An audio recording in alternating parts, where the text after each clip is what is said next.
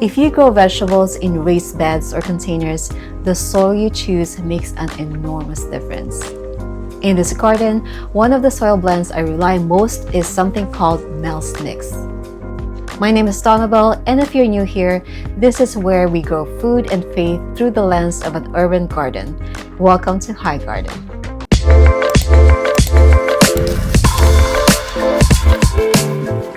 Mel's Mix is one of the most well-known soil blends used in raised bed gardening.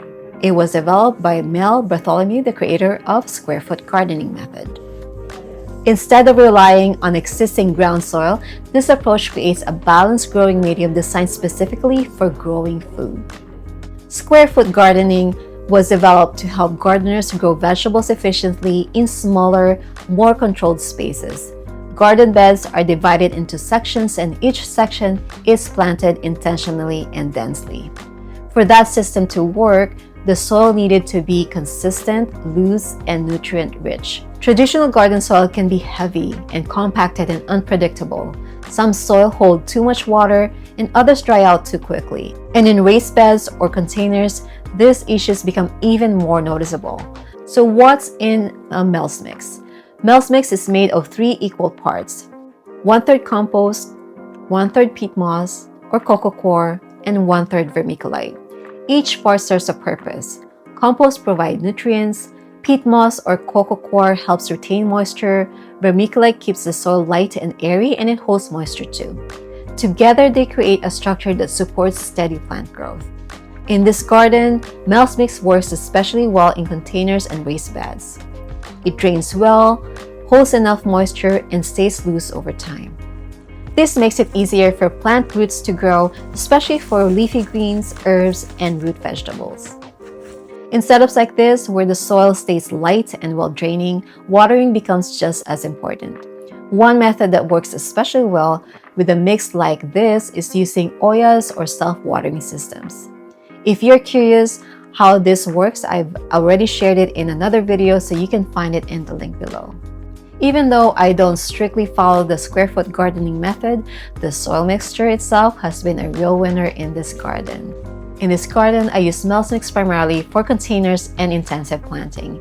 It has proven to be reliable and balanced growing medium for a wide range of crops. In other parts of the garden, I use a different soil strategy, which I'll show you in another video. And if you're interested, stay with me for a short segment we call Seeds of Scripture. This is where we take today's garden lesson and reflect on what God's Word has to teach us. Today's verse comes from Matthew chapter 13, verse 23. But the seed falling on good soil refers to someone who hears the word and understands it. This is the one who produces a crop yielding 100, 60, or 30 times what was sown. If you have not heard this parable that Jesus shared before, the seed represents the gospel or the good news, and the soil represents our hearts.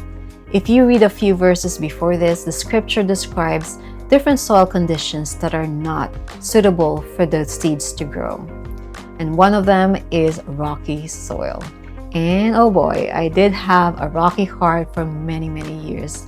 There were just things in my life and in my heart that I just couldn't let go of, like resentment, guilt, or shame. And that prevented the Lord's message from taking root in my heart at the time when I really needed to hear it. The message that I didn't hear then is that He can turn that rocky soil into good soil. Through repentance and renewal of the mind, God can dissolve those rocks and place His word in our hearts so it can take root, grow, and be fruitful.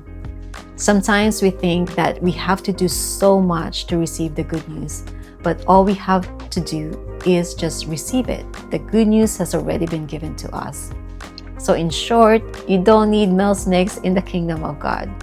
You don't have to be perfect. As they say, God will meet you where you are if you truly seek Him in your life. I hope you enjoyed today's video, and I hope it inspired you to start gardening and looking at it from the perspective of the scripture. I'll see you soon in the garden.